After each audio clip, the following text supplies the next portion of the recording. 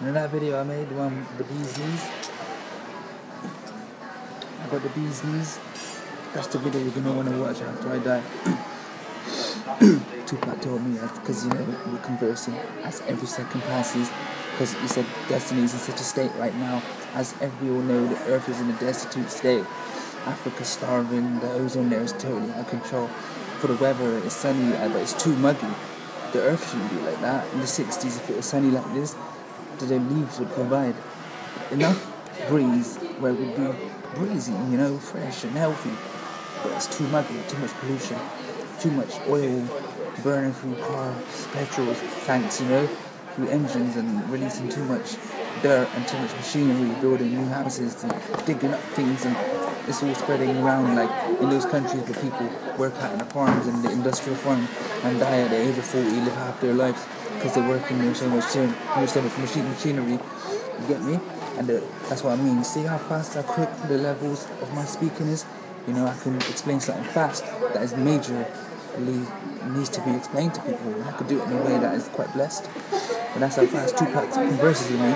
And he said to me, the bee's knees video I made just now, where those girls said hi, and I got the hat on, and I'm talking what I'm talking, about my daughter and that young girl and all that, and getting love and steam.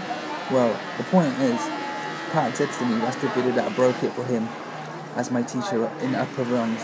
You know, he said that's the video that in his eyes, from where he sat in heaven, because he's developing me from an idiot that didn't know how to think, didn't know how to chat to girls the way I talk to them. You've seen the way my eyes as I'm talking to them. You've seen the way I smile at that little white girl when I looked at that side. You've seen all of that. I couldn't do that before, you know. I lacked confidence, you know. I lacked a lot of inner persuasion, like where I'm so persuasive to myself in regards to who I am and what I deserve and what I'm into and what I'm about. People see it automatically in me now. So my relationships and my meetings and like Jesus when he approached on the scene, the dove of God appeared like a dove in the sky, in those clouds, and said to everybody, this is my son, worship him, respect him, and everyone automatically bowed down to him, you know. Those disciples just followed him instantly like that, because internally he knew who he was, so he was persuasive towards himself in regards to his belief system. He knew he was the Son of God, the Son of the Creator, the Son of the universe. He knew that he was here to deliver a message of peace and unity. He knew that his flesh was so powerful because he probably using like about 100% of his brain power before he was into deep meditation, like myself. That's how I grew out of body experiences, some years of experiencing breathing techniques at higher levels of yogi. You know, you have to read books in yogi to totally understand what I'm about.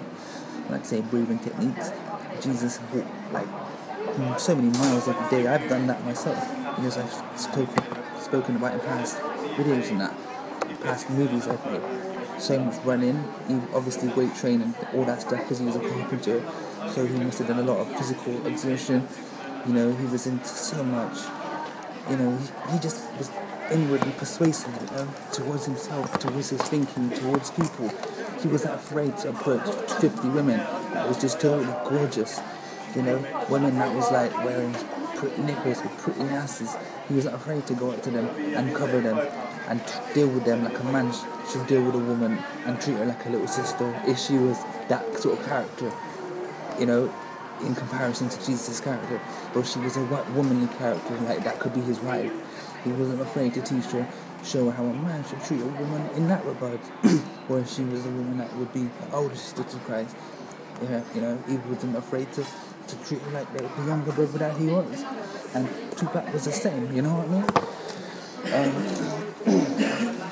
So Pat sort of said to me through my last video, Bees Knees, when he said, you made it. That video is the video that you're going to be remembered for. A lot of people's going to pay attention to that video. So I just want to say thank you, God, thank you, Christ, for giving me all of that.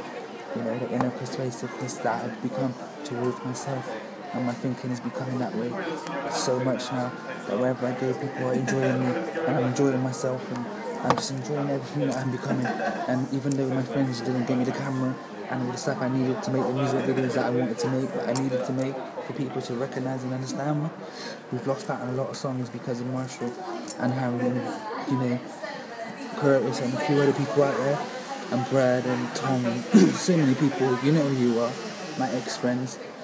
I still love you and I forgive you because you didn't understand what was going on this side. Not really.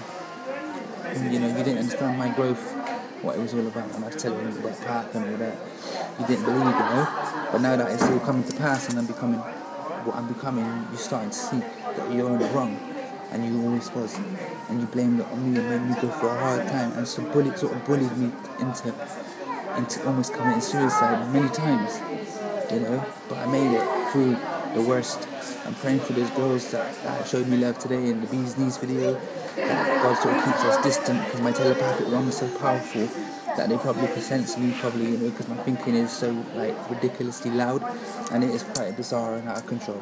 See, when you're developing something, when you're making something from scratch, you have to experiment. Like Dr. Emmett Brown, in Back to the Future, shows him blowing up a lot of things in his science lab, because before he made the DeLorean, he had to figure out the flux capacitor, right? Before he figured that out, he blew up a lot of shit. You get me? Before he could fly that car, use that car, you had to realize man needed plutonium. That's what he needed.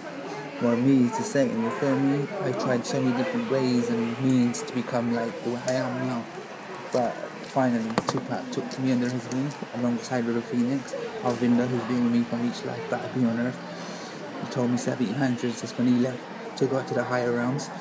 And I know he guarded Tupac's life while he was on Earth, because when I look at my eyes and Tupac's eyes, it's similar. And I know Alvinda keeps a backward step with me, because he's very old now in angelic terms.